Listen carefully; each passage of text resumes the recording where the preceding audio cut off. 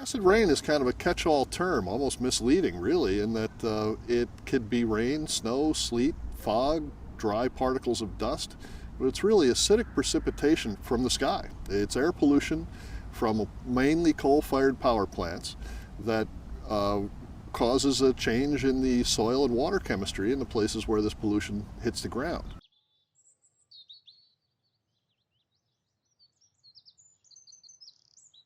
And we have this long history of this conservation model here in the Adirondacks. There's so much to learn.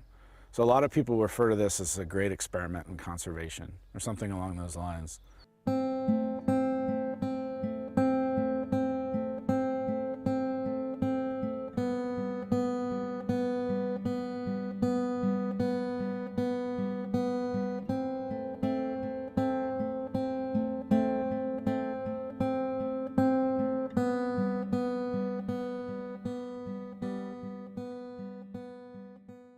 The problem basically originates from the burning of fossil fuels, either from power plants or from automobiles. And these materials are released to the atmosphere, and there are two major pollutants associated with this that cause acid rain: sulfur dioxide and nitrogen oxides.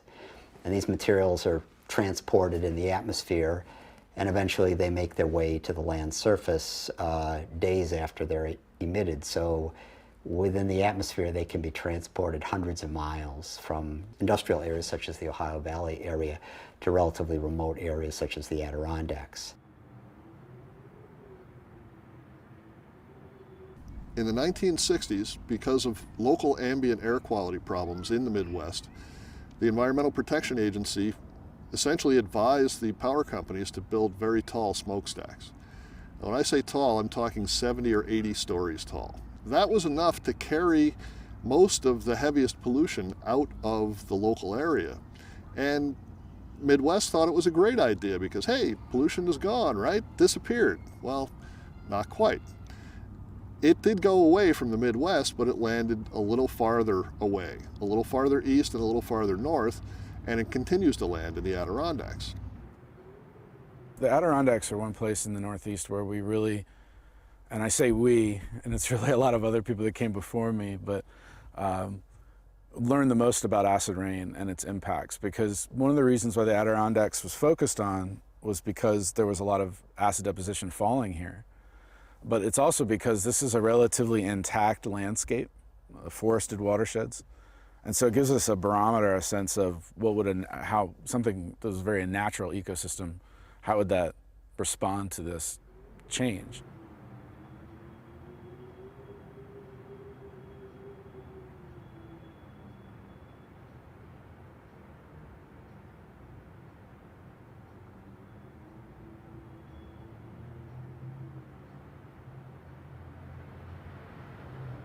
Well, I'm Major Bowes. The Major is only a nickname. And this is a small resort hotel on Big Moose Lake, which looks just the same as it did 60 years ago when I first came.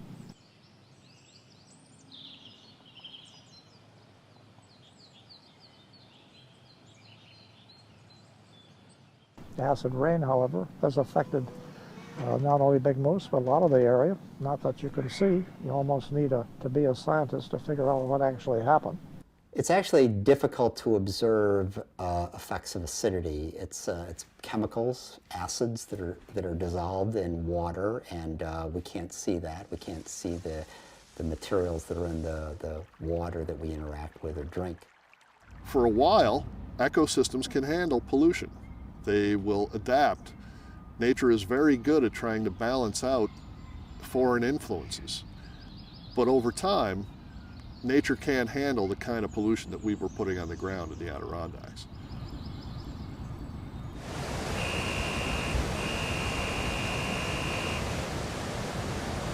I'm Dean Moulton. I work for the town of Indian Lake. I'm the water and sewer superintendent. I know there is acid rain here, because you can tell by the streaks that are on metal and on the dam in different places and the rocks. So I don't know what it does, but there's black flies here too.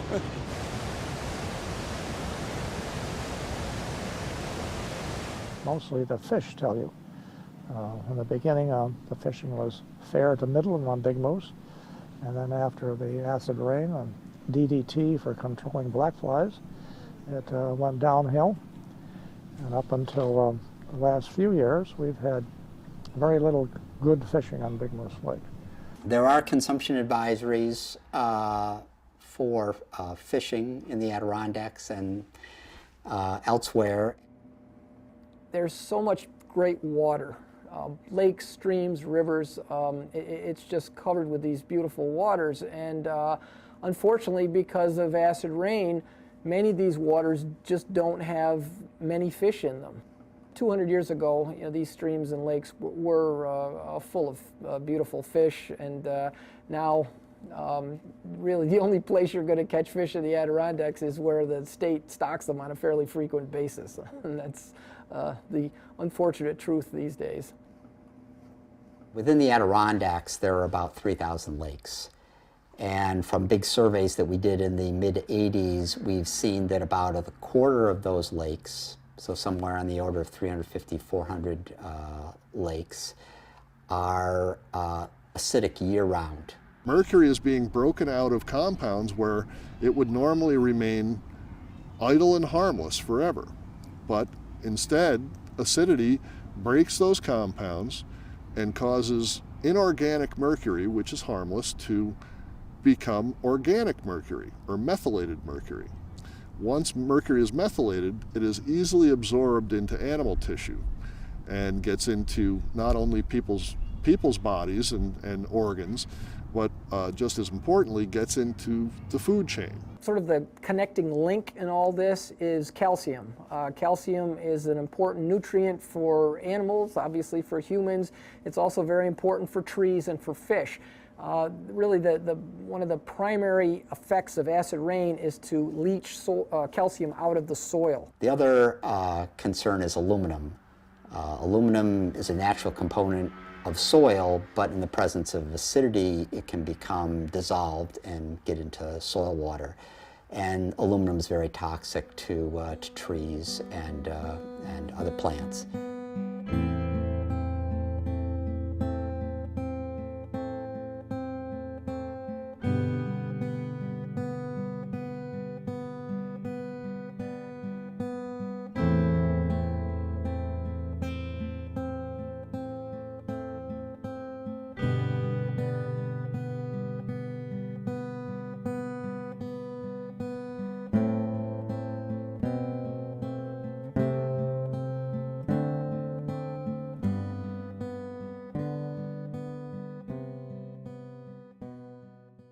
We were constantly surprised at the variety of things that are damaged by acid rain.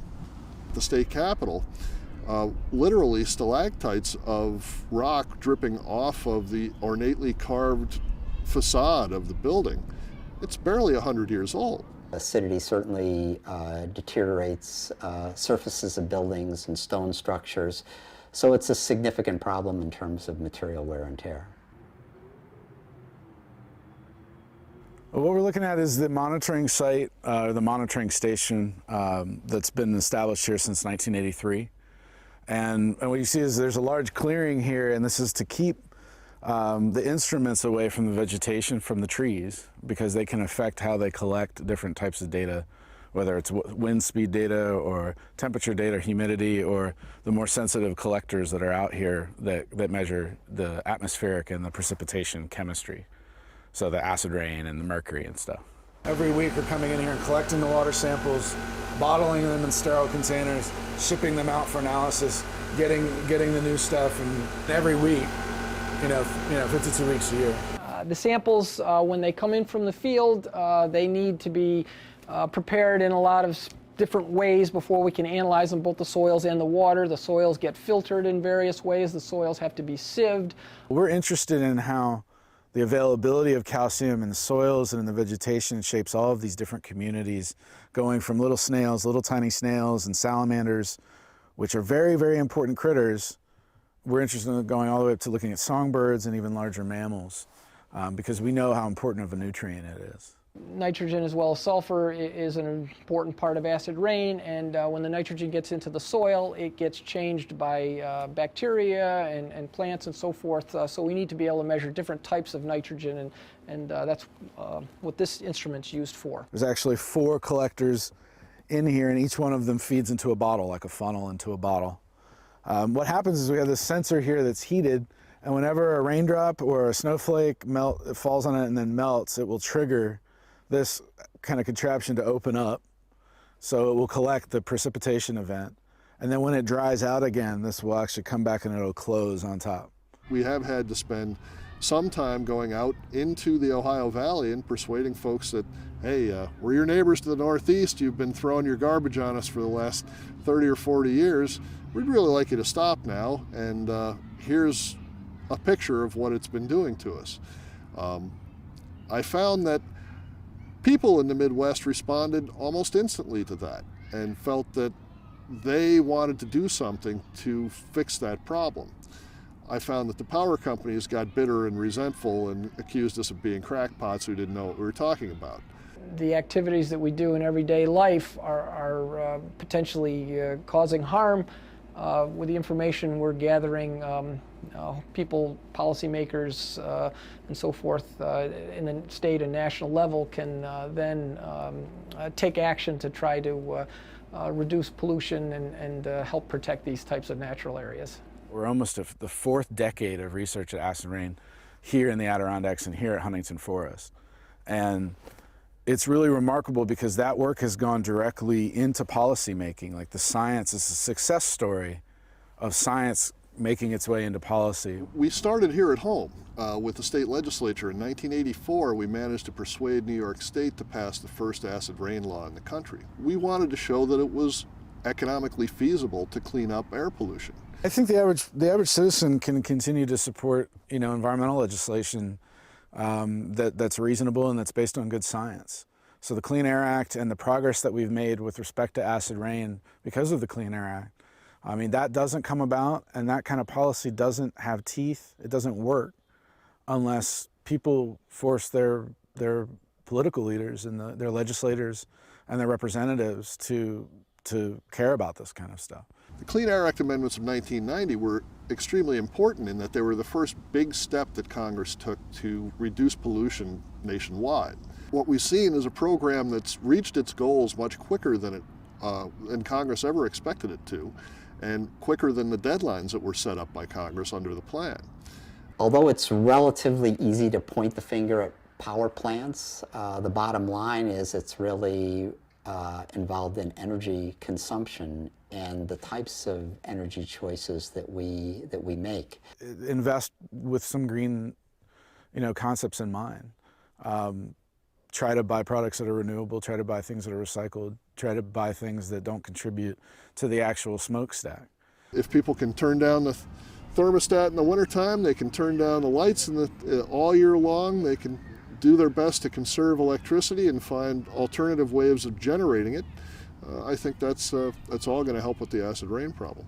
All that we do really has to be a matter of building momentum through public education. Ultimately, the Adirondacks will be healthier a generation from now than they are right now.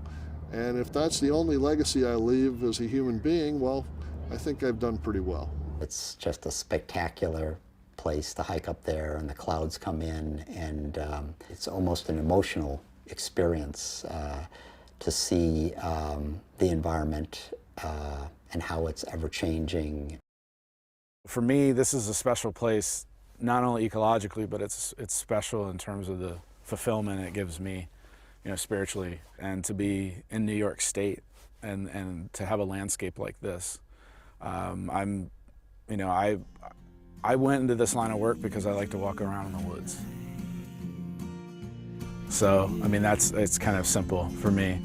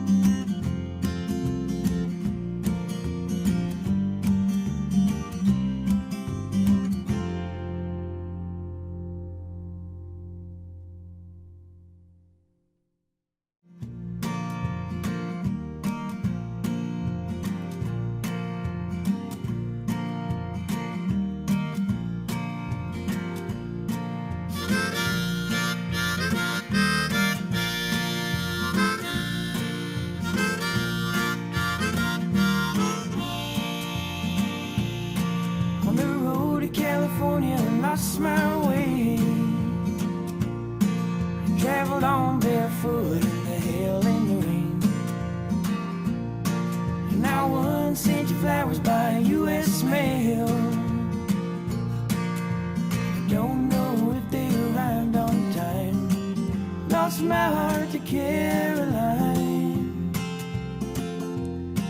and I worked 10 days in the Mississippi Delta, laying tar in the sun so hot it melt ya. When they give me my pay, Lord, do get to town. By you, Queen, I had to find me a drunkard's dream if I ever did see one. 'Cause each stranger is a friend with a memory to lend.